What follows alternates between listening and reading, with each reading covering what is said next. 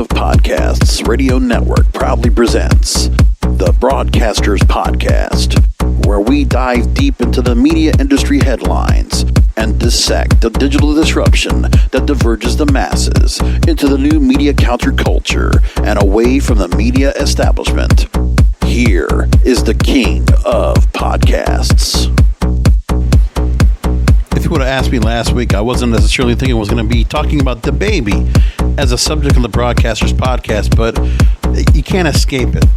Now, cancel culture has been gripping its claws on celebrities for a while now.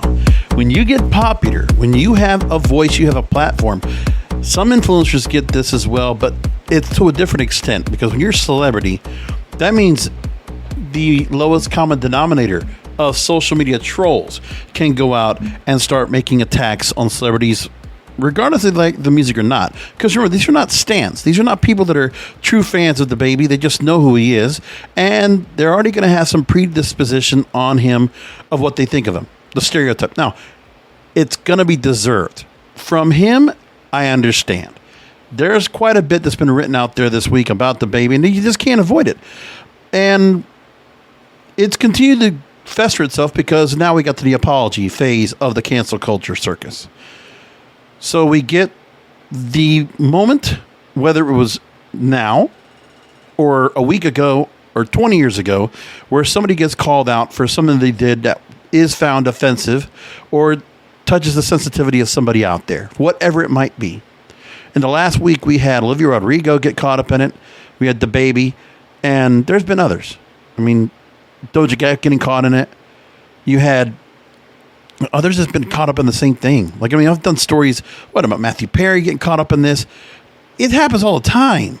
It's rampant. And I think what celebrities are learning right now is that, you know, you go along, you move along, and then what's going to happen is you're going to get some kind of punishment for it.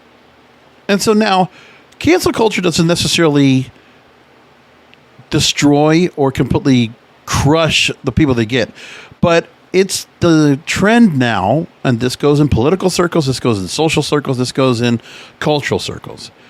The idea that regardless of somebody that's doing better than you, you know, they might have more money or fame or notoriety, and if they can be brought down a peg. Now, some people just want to find something to create a stir of commotion. But then there's people like DaBaby that he did put his foot in his mouth. I mean, you can't avoid it. What he said was in front of hundreds of thousands, was over 100,000 people. Oh, well, yeah, like what was it, like 100,000 people? I think it was at Rolling Loud in Miami. You got that, and then everybody gets caught up and becomes a big old mess. I don't know what provoked him to do it. I don't know who thought it was a good idea that he decided to go ahead and.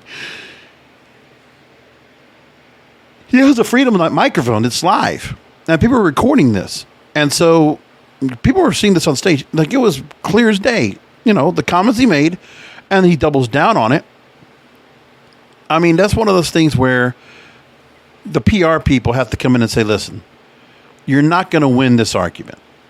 I mean, you made your point. The words are out there. And if you're going to sit on that hill and take the consequences of that, okay. But you have to realize that the cancel culture circus is going to take you down a peg. They're going to try to punish you. They're going to try to get as much as they can. Well, they've gotten what they wanted. And after trying to double down and trying to clarify, and then everybody, all these musicians that are, let's just be honest, they are performance allies. They are allies to the cancel culture. Celebrities that do have clout, but they really don't need to have a voice in this conversation. When I look at Elton John or Madonna commenting, well, they do it because of the LGBT angle of the conversation. But they're not his peers. I mean, they're really not. I mean, I don't think DaBaby has ever been inspired by anything that those two artists, no matter how much they've done for pop music or for music in general, in all their decades of work.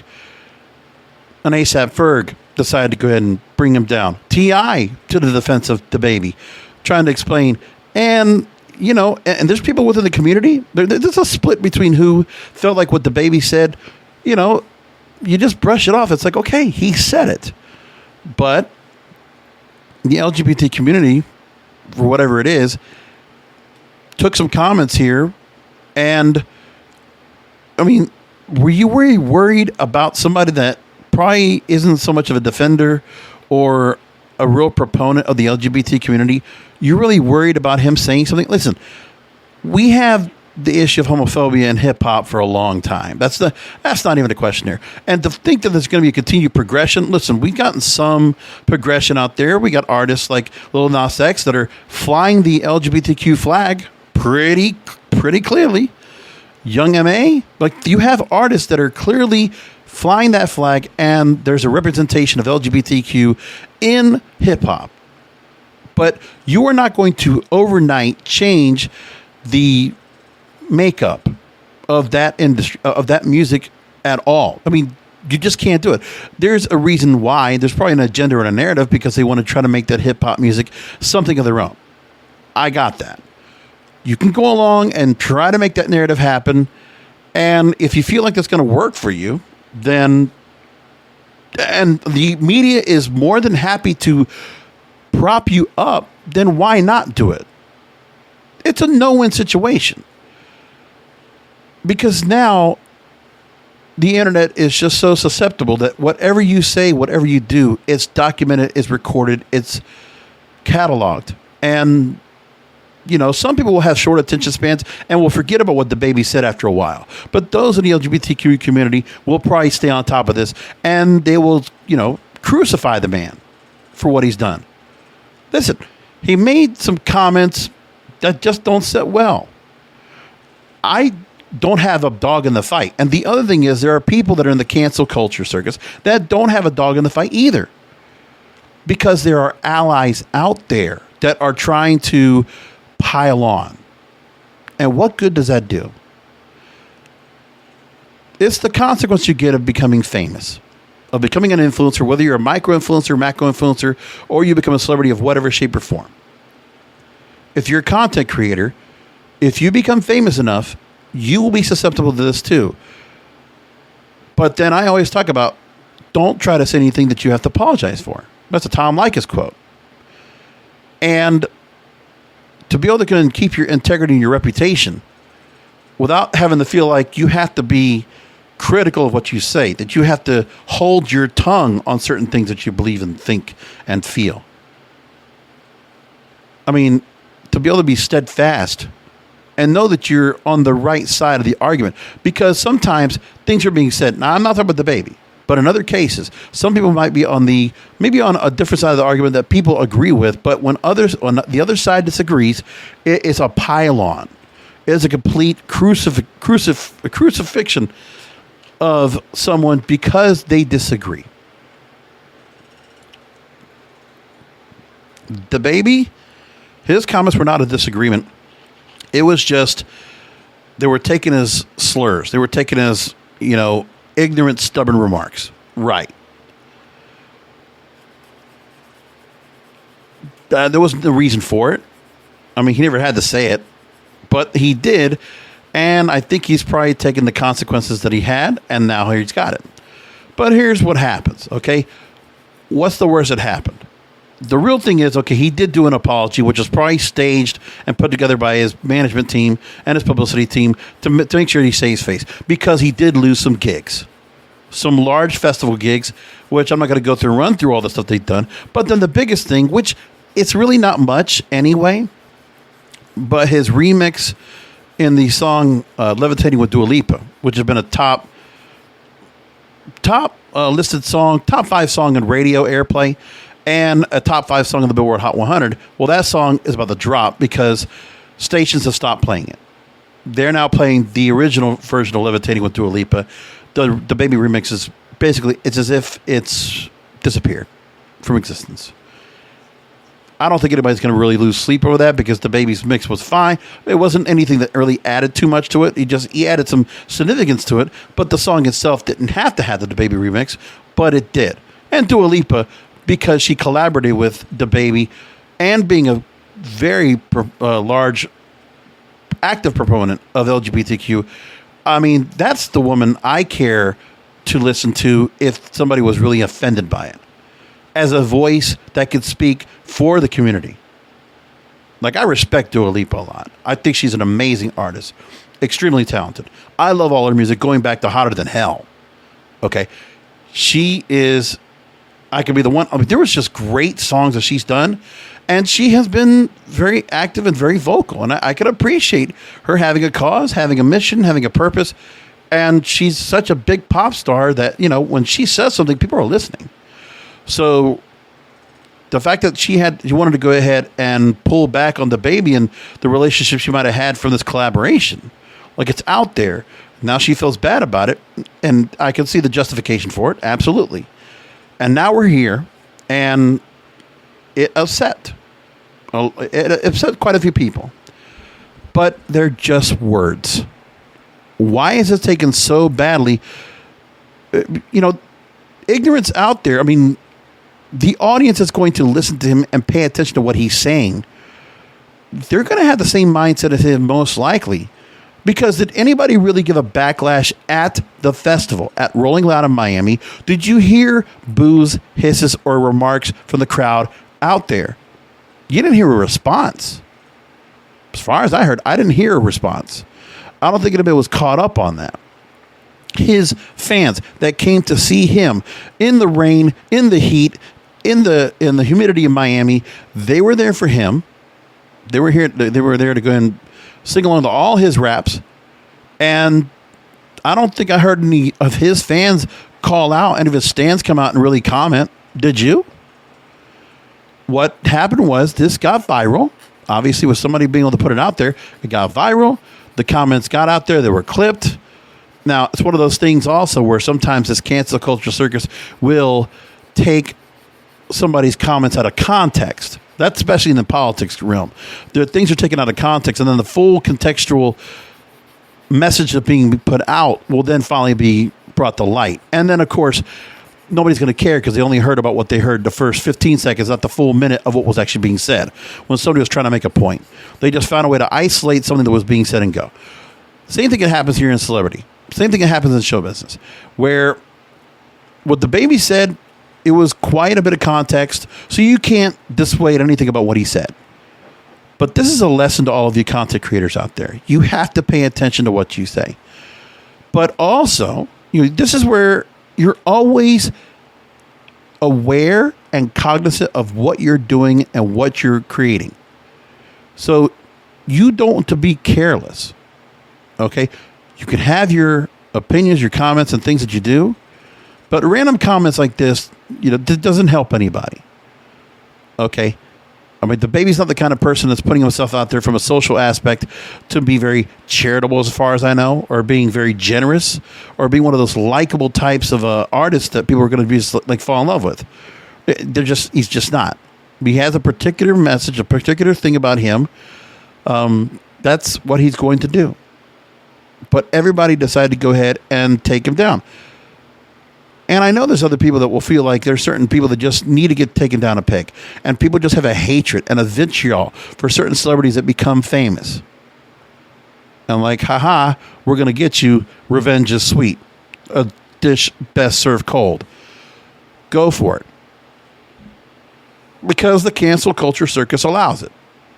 And it's pretty upsetting to see that. I want to get into a couple stories that talk about this because I think there's more context to get into this and how this really comes together. So as I said, the first thing that happened onto the consequences of DaBaby's comments. Right off the bat, I said that radio stations were pulling his song, or were pulling Dua Lipa's song, or the version, the remix of Levitating, because of what happened. Airplay has dropped 20%. The track was recently played on 70% of radio stations, now down to 50%. And some stations stopped playing the remix after Dua Lipa publicly condemned DaBaby's comments. So as soon as Dua Lipa said something, this is the behest of the radio stations. They're going to play nice to Dua Lipa because she's a big deal. And they did right off the bat. Quote, "I'm surprised and horrified at DaBaby's comments. I really don't recognize this as the person I work with. I know my fans know where my heart lies. Now, this is her trying to make sure that she isolates and divides and separates herself from what DaBaby said, because she doesn't want to associate at all with the comments made. I stand 100% with the LGBTQ community. We need to come together to fight the stigma and ignorance around HIV and AIDS. DaBaby initially responded to criticism for his homophobic comments by calling it weak-ass internet shit. But then, as it began getting pulled from more festivals and receiving further pushback, he started walking back his claims and eventually issued a formal and questionable apology. As of this article, this is from Yahoo Entertainment, DaBaby was pulled from Lollapalooza, the Governor's Ball, Austin City Limits, the iHeartRadio Music Festival, and the Music Midtown Music. So pretty big events for the summer. And also, there's a chance that the Hot 97 Summer Jam in New York City could also be a withdrawal of invitation to DaBaby, which would be a pretty big blow to him if he's not playing at the Hot 97 show. So that's a big deal for him. And I want to put it like this. I agree. If he's going to make the comments he makes, he has to pay the price. He has to get the consequences. But, when that happens, there are people that are trying so hard to just destroy, because they take an inch, you give them an inch, they take a mile. We're talking cliches here, but it's the best way to explain it. Now, Variety put out a story talking about the DaBaby domino effect, how Lollapalooza became the bellwether for festivals to follow. And so a lot of things being said here. The surprise of the fact that DaBaby was canceled was not the cancellation, but rather the fact it took so long. DaBaby's inflammatory comments, this is from Variety.com, by the way, and his unconvincing attempts at an apology had unleashed a firestorm of criticism from fans, executives, other artists, and now the festival he was supposed to headline. He was supposed to headline Lollapalooza. The announcement of the cancellation said that Lollapalooza was founded on diversity, inclusivity, respect, and love. With that in mind, DaBaby will no longer be performing at Grant Park tonight, and in his place, Atlanta's Young Thug, scheduled to perform an earlier spot, will top the bill. And so DaBaby would start seeing nearly every concert in his itinerary canceled, including headlining slots at several festivals, as if the Lollapalooza announcement set off a domino effect that others followed. Now we know, and this is the other thing that happens. Once you are canceled, you're put into this category like an unwashed match, like an untouchable. In the political end, you're called conservative, right? Let's just be honest with each other. We know that's what's being said. I don't care. I don't have a dog in the fight. I am a fence sitter. Politically, I don't have anything to do with anything. My comments tonight are only talked about for the sake of the content creators, for the broadcasters, as I call them, because they are. You are broadcasting to a wide net audience, maybe a macro audience, a micro audience, or you're broadcasting to everybody and anybody. Anybody can actually, because anybody and everybody, with the way we can broadcast now with podcasting, music, movies, TV, radio, and the digital disruption, and the internet in general, you can reach a wide audience, depending on how good your content is and how you're able to target and how you're able to go ahead and engage others to listen to what you're doing or watch what you're doing or just participate. So that's what happens here. And so when people see all that happens here and they realize, I'm not here to judge what DaBaby said. It's not for me to say, because I'm not offended by what he said, but I understand who was offended. But I am not an ally. I'm not going to go ahead and try to raise the flag for other people that have a cause when it's not my cause. When I'm not, I'm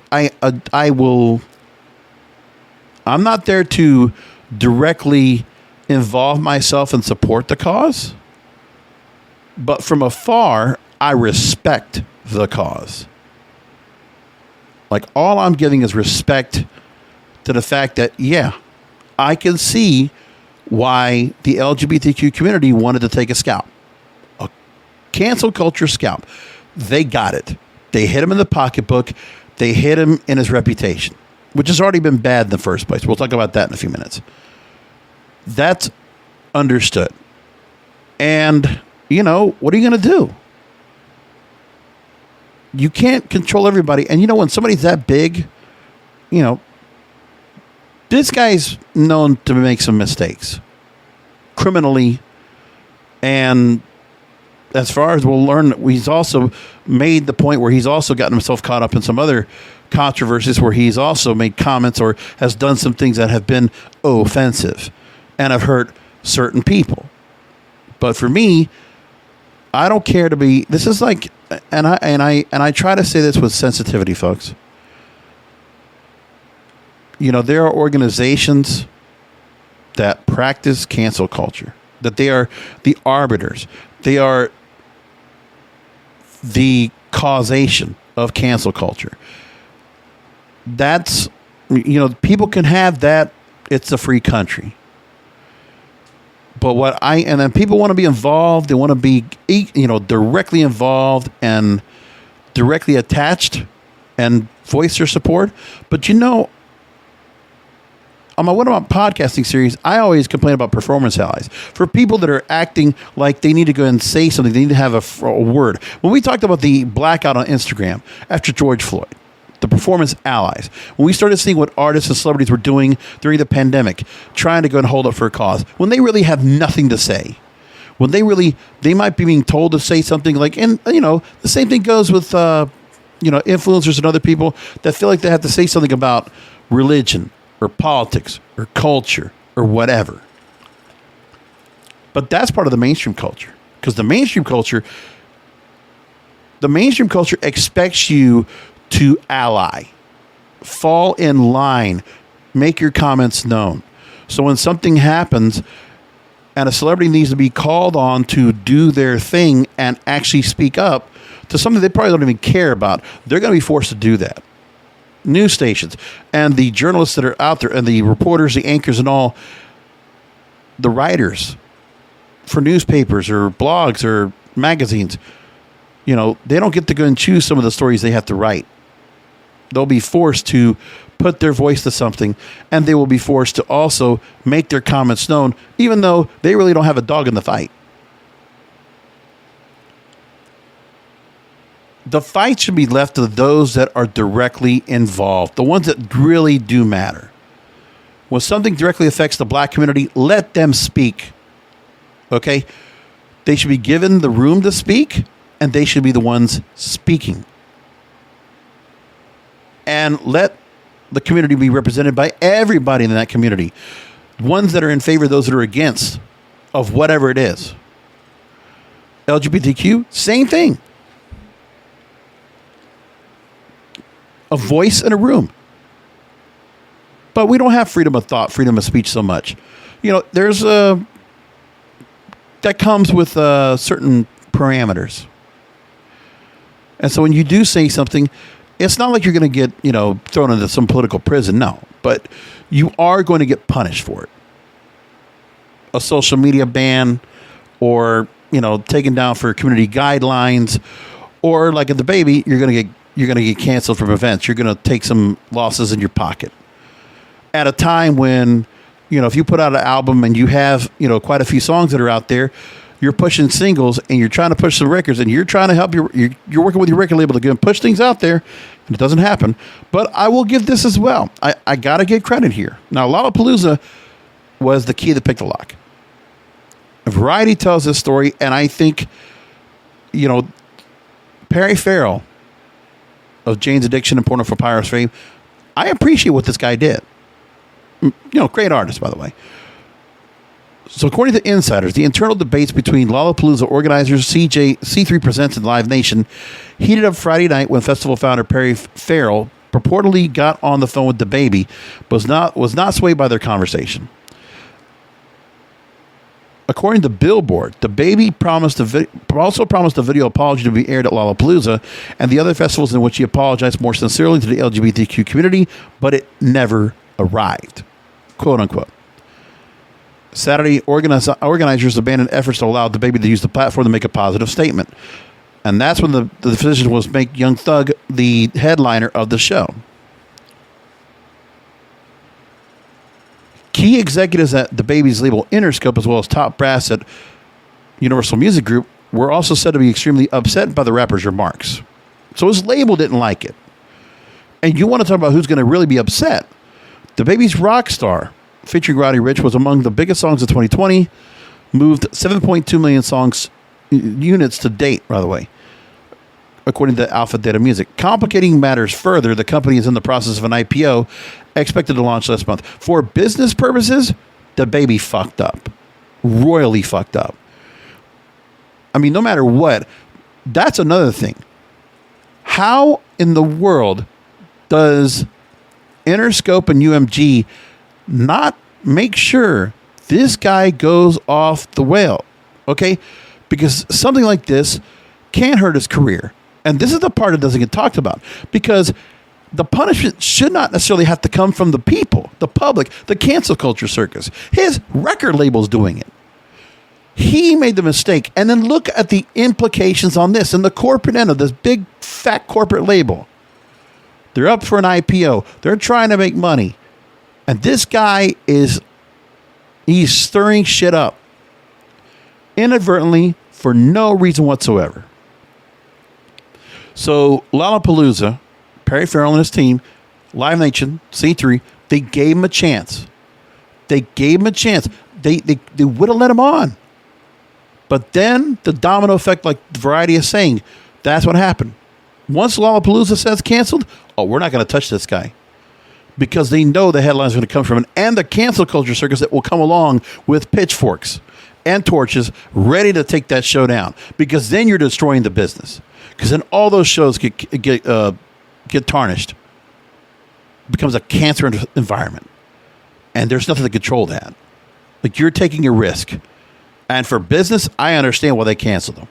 I understand why they canceled them on all those shows. New York City Music Festival's Governor Spall also dropped a rubber from his lineup, writing in a statement, "Founders Entertainment does not and will not tolerate hate or discrimination of any kind. The Austin City Limits, which is owned by C3 Presents, announced DaBaby would no longer be performing at the Texas Festival. And from there, Day in Vegas, iHeart Music Festival, iHeart Radio Music Festival, Can't Wait Live, Music Midtown, Park Life Festival.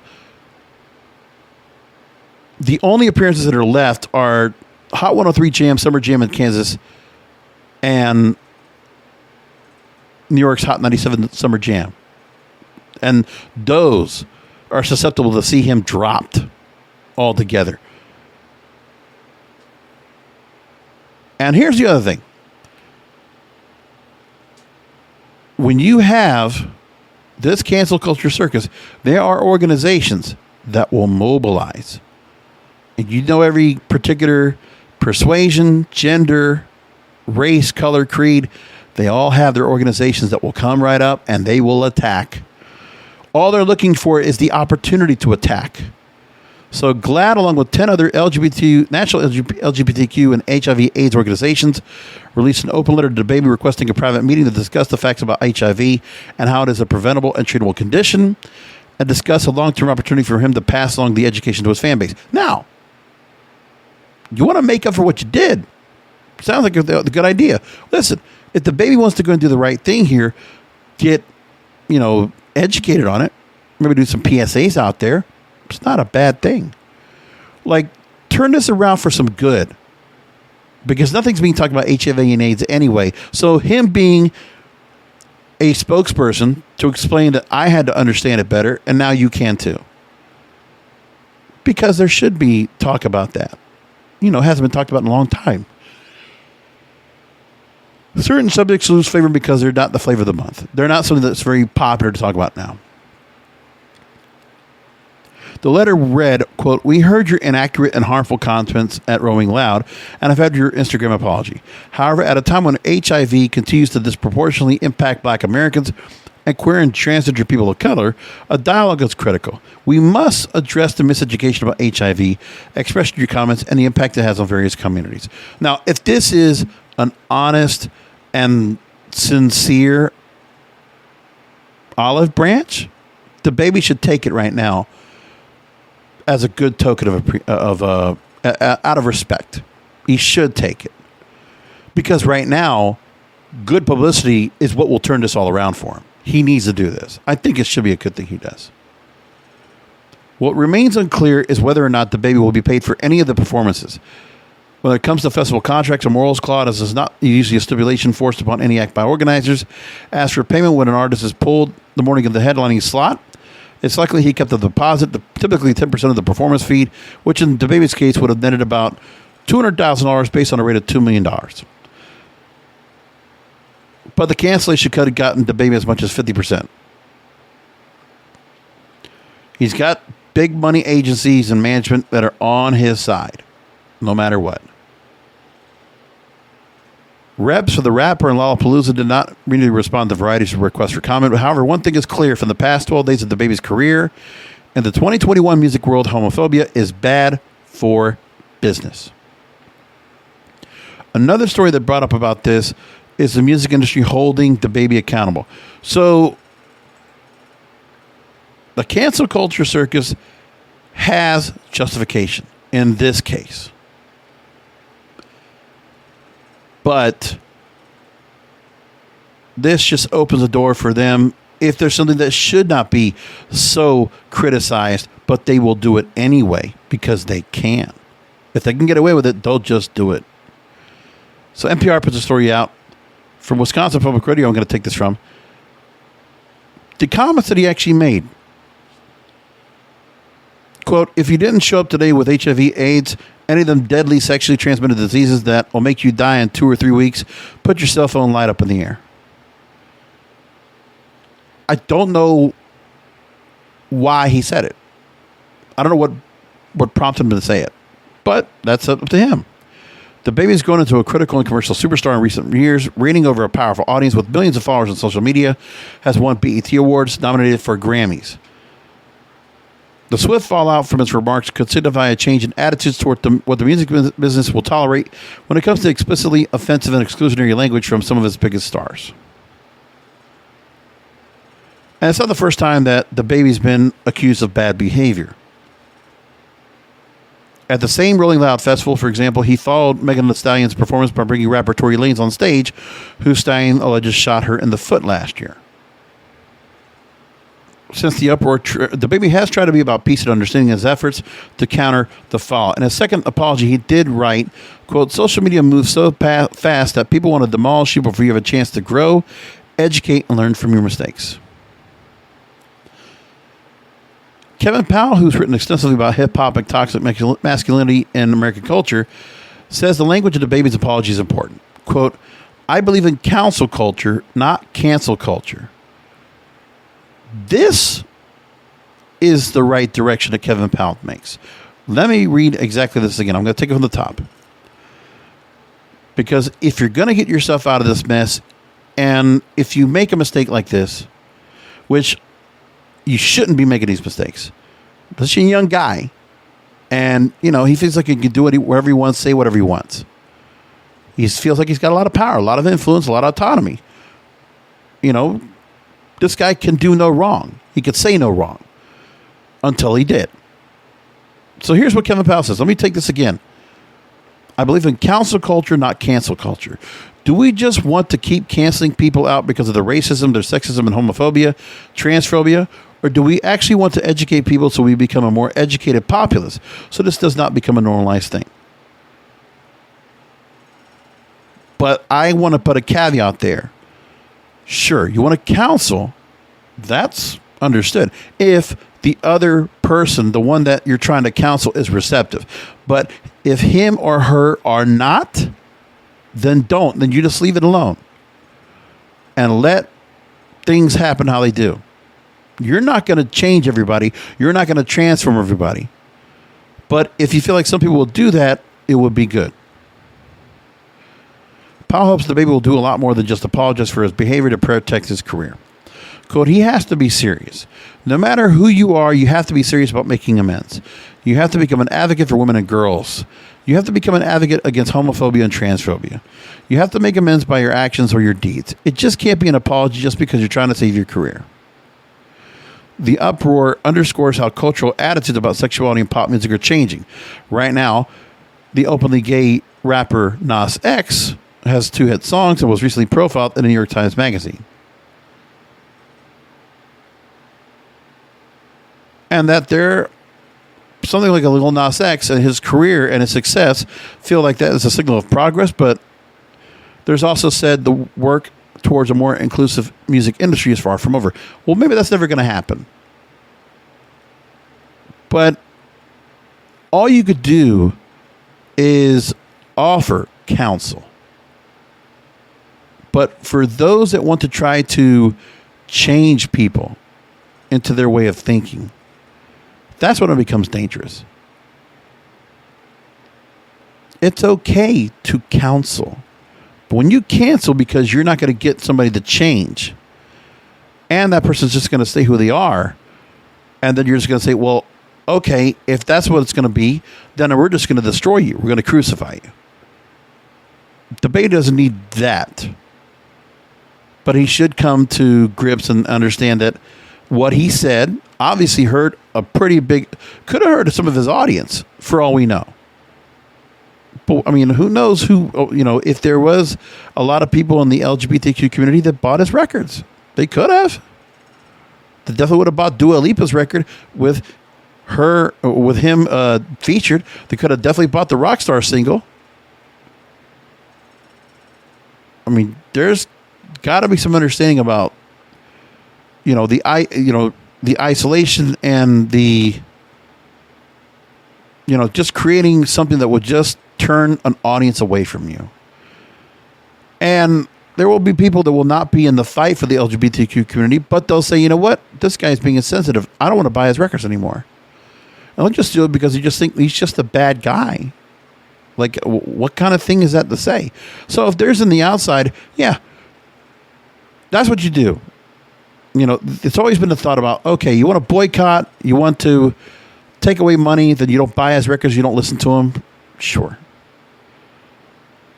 But what happened here is that the approach of DaBaby right now, what he's been doing, everybody decided, well, we're just going to go ahead and just pull the plug on him. No more music events, unless it's his own accord. The radio airplay is going to go down to a minimum. Does he come back from it? Because he could very well come back.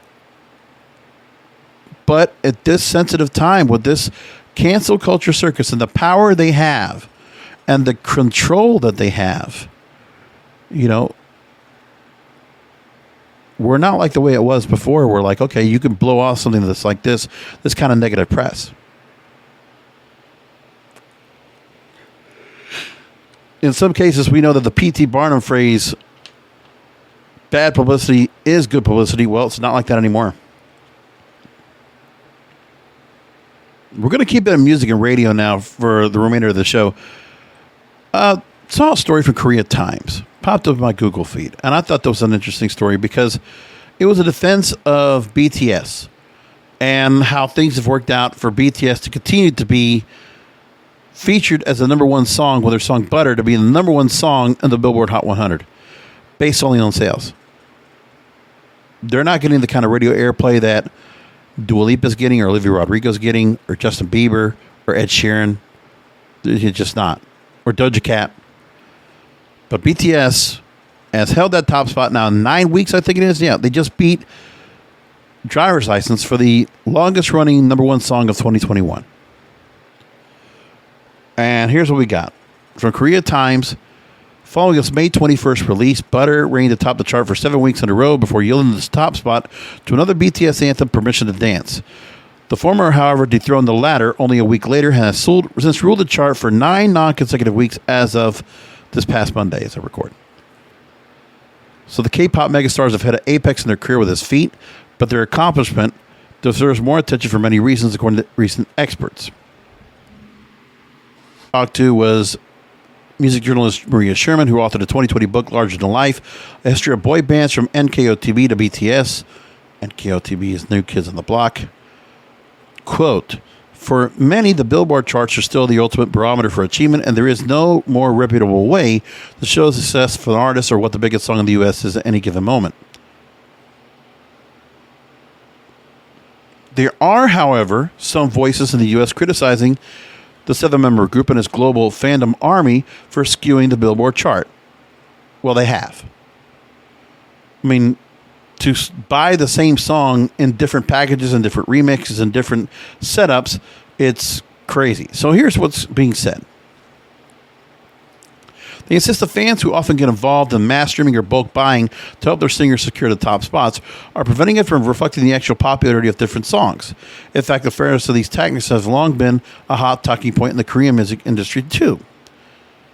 The US-based experts mostly said they believe these fans are still playing fair. So let's hear what they said. Let's hear what they say.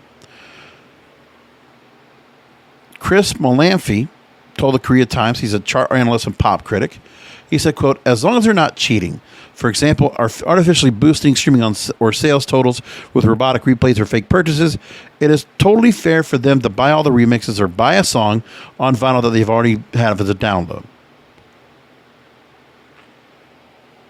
He also said that, quote, I think there are some very savvy music fans and interested professionals who believe that BTS followers are somehow juking the chart by shelling out money to make sure BTS or any other BTS single hits stay at number one. But that's simply how the charts work. Correct. But this is being allowed, and Billboard hasn't fixed this problem.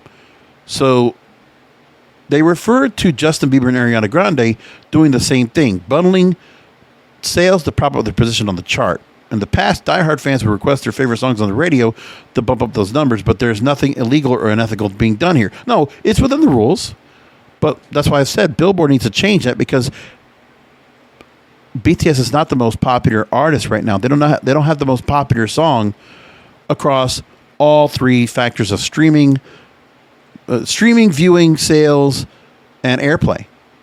They don't. I mean, the ARMY, hey, to their credit, to sell all those records, that's great. But that is being done for the purpose of trying to, push the chart song up to number one. But BTS isn't getting the kind of airplay on radio stations, because if it did, it would be if it was number one song. But they're not. Permission to Dance doesn't get that much airplay. Butter gets a moderate amount of airplay. That's it. But when you look at the Billboard Hot 100, currently right now, Industry Baby, Ray and Justin Bieber could have also been up there. Or Levitating could have been number one up there. But that was held off the top spot because of Butter. You're telling me Dua Lipa and DaBaby's Levitating couldn't have been number one? Or Kiss Me More by Doja Cat and SZA? Same thing. If you look at any of the radio stations out there, they're not playing those songs. Now, I said for radio, what, about 6 months ago? Or actually last year, when Dynamite came out, I said that radio needed to stay on top of this and take advantage of BTS becoming popular, because I was going to, if you took the ARMY and got them engaged to go and listen to radio, then it would boost the radio airplay up. But the BTS ARMY isn't doing that. They're buying. They're putting money down as stands for BTS. That's what it's doing. But sales matter for albums. Do sales matter for singles? That's what doesn't make sense to me. Because when I look at this, there's other songs that could have been number one, that should have been number one. But that's not the way it is. Now, Molanphy... Okay, here's what Molanphy also says here. Fans are smart listeners. Oh, this is actually, excuse me. This is a professor, actually, was commented in the story. Stephanie Choi, adjunct assistant professor to the Department of East Asian Studies at New York University College's Arts of Science. So she said this, that fans are smart listeners, quote. Those who criticize BTS and its followers for juking the chart and want music listeners to remain passive and ignorant about what they want, what they like, and what they listen to, and keep the chart not as a performative but phenomenal sight. They should accept the fact that these fans are intelligent consumers leading global trends. Malamphy notes the fans' bulk purchasing and chart gamesmanship may be artificially inflating the expansion of BTS's fan base in the U.S. Quote, a single fan buying Butter 6 times in 6 weeks does not mean BTS gained 5 more fans in America at that time. There are certainly more BTS fans in the U.S. now than there were a year ago, but the charts only measure activity 1 week at a time. Repeat buying ultimately does not do much to make the BTS fandom bigger, but just keeps Butter on top of the Hot 100 longer. That's it. Now, it's also got to be sent of what Columbia Records did. Let's break down what they actually did. The contributing factors. So, Columbia Records, BTS's label in the U.S., has encouraged fans to buy multiple copies. Quote, a hotter remix came out in the second week, followed by cooler and sweeter mixes in the third week. All of them discounted to 69 cents on iTunes and other download retailers, whereas the normal price for a download is $129, nearly twice as much. And Columbia also issued 2 physical versions of the single on vinyl and cassette. Quote, at one point around the song's 5th week, BTS released a version of the digital single with a different cover, not a physical cover, just a digital image that appears in the window on your phone or laptop when you play the download. And even that spurred fans to buy the song again. Sherman elaborated, BTS, unlike many artists, have a fervent fan base that is willing to pay for music across mediums. But why do you want to take advantage of the audience like that? You just pay for the song over and over. Are they getting real value for doing that? I mean, yes, just, like a 60 cents to $1. But really, is it, its fans know what it takes to get their group to number 1, and they will use their incredible digital coordination ability, mobilization efforts to ensure their group stays there. BTS's chart dominance has been largely attributable to sales instead of streams. Sales are far weaker than they were in the past. Butter had sold 1.1 million downloads and tens of thousands of vinyl cassette singles, which is the biggest sales total of any current hit. Olivia Rodrigo's Good For You, and another number 1 hit that is just a bit older than BTS's Butter, has sold less than 100,000 copies as a download. However, in a typical week in July, Good For You was streamed between 26 to 32 million times per week. Butter, 9 million times in the U.S. He explained that the demand for BTS on streaming services is somewhat lower than a typical act of its popularity level, mainly because fans who have those downloads on their phones and laptops have no need for streaming the music. They're highly motivated to show their devotion by buying whatever the group puts out, but once they own it that way, they don't need to play it on Spotify.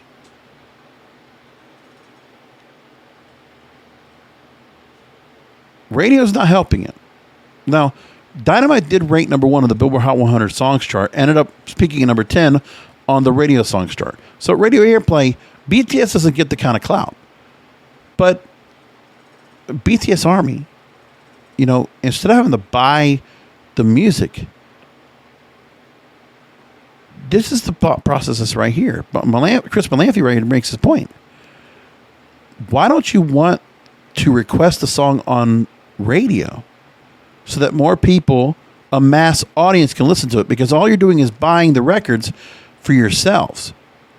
Nobody else you're not sharing the music. You're not sharing the music of the BTS. You're not growing the BTS ARMY. Why aren't you doing that? It makes sense to me to do that. I mean, if I were a fan of Led Zeppelin or Rolling Stones or Beatles back in the day, I know other people would always try to, say, hey, listen to this record. Here's the White Album. Here's,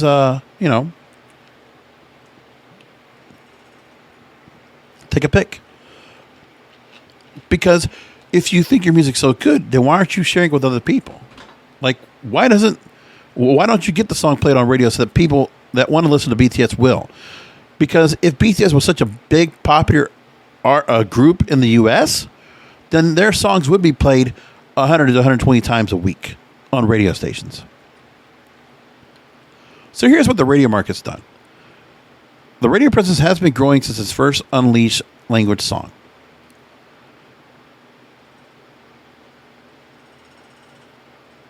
Now, Choi attributed the septet's lack of radio presence to racism. That's just a shot. I don't know if it's so much about, that a Korean group, a K-pop group, is coming over here. No, radio and the producers of radio. Listen, I know.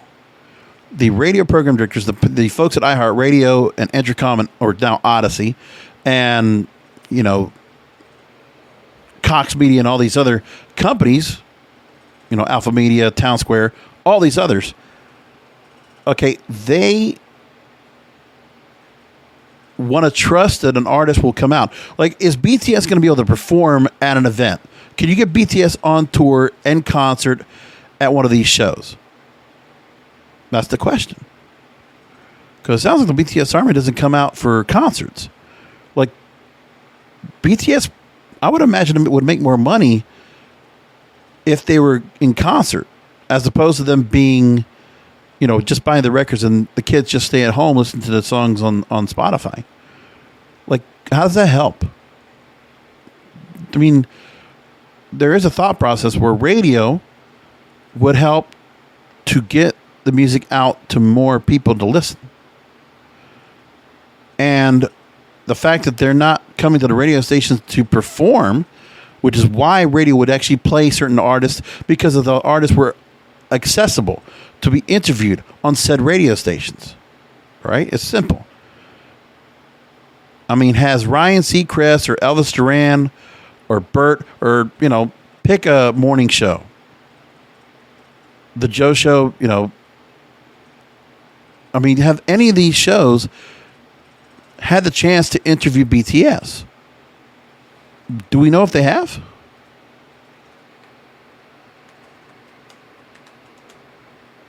It's a legitimate question, because I don't know if anybody can answer that.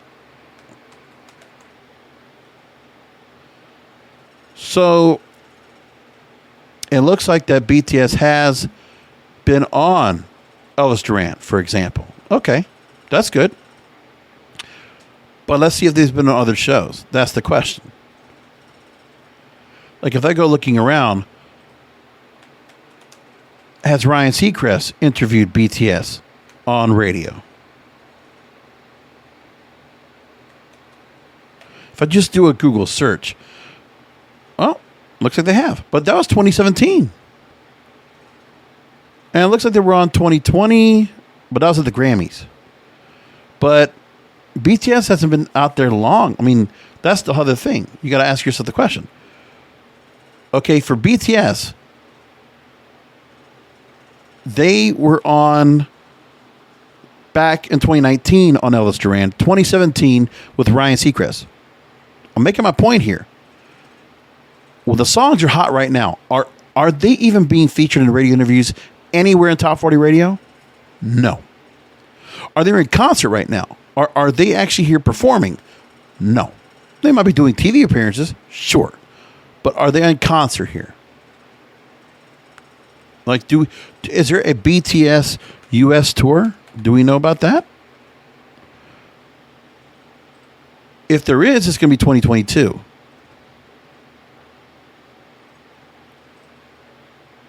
As I look right now, and you want to go and look and see where they're going to be, they'll be live streaming for Global Citizen Live. Other than that, nothing else. So the concert opportunity for the fans to see them live, get close to them, see them perform. The fact that radio stations are not able to go and talk to them, why would they play their records? Because it wouldn't be because the songs are very popular, because listeners are calling left and right to get the songs out there, or I don't know if they are, but it doesn't sound like they are. Now, back to this. Butter is seeing a fall on Billboard's radio songs chart after peaking at number 20. And Malafi says it's a pity that most BTS songs were not played on the radio more frequently because despite their quality. He says, quote, I thought Life Goes On was an excellent song, but it generated almost no U.S. radio airplay, and I thought the BTS remix of Savage Love by Josh 685 and Jason Derulo was the best version of the song, but radio didn't play it much. Radio programs will have to be convinced that BTS connects not just with its fans, but with more passive radio listeners who might not dislike the BTS, but are not as motivated to consume them as the followers are. Bingo. So BTS gets the song up for 9 weeks. Are they any better off as an artist? Have they grown their fan base at all? I say no. Have they made more money from concerts? No. Have they got more radio airplay? No. What good is that? And so with that said, why even do this in the first place? What good does it do? I think it's a pretty valid question.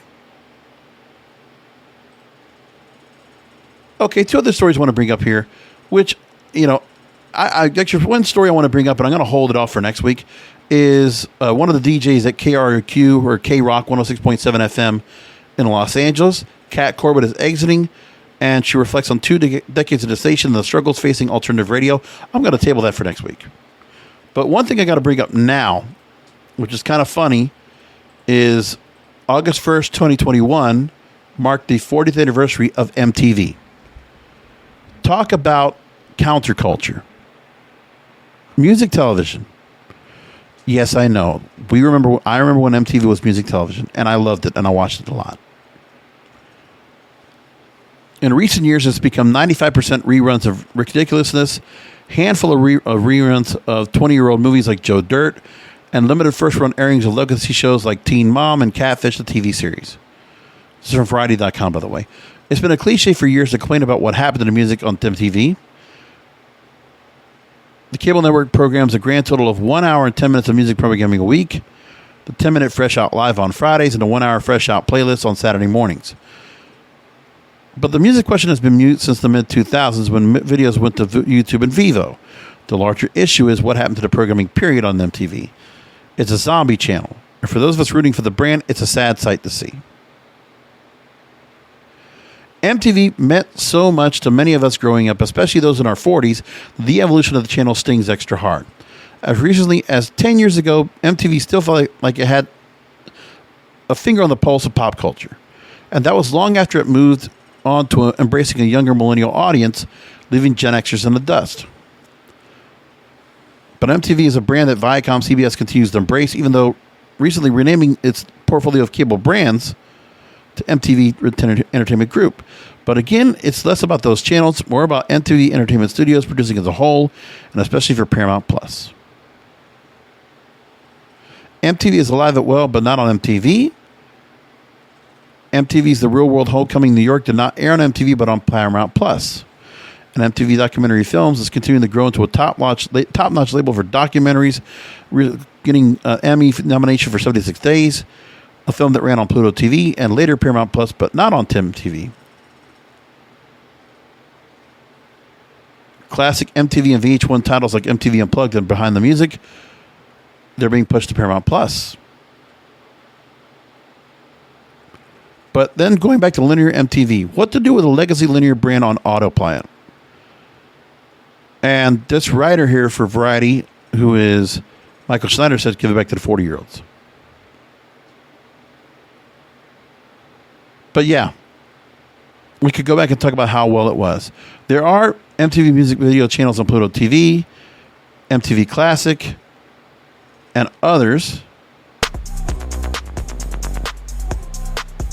And that's what happens. But, just thought it was very interesting about what happened and all the things we had that were really wonderful. But, no one has taken the flag for MTV in the traditional media landscape.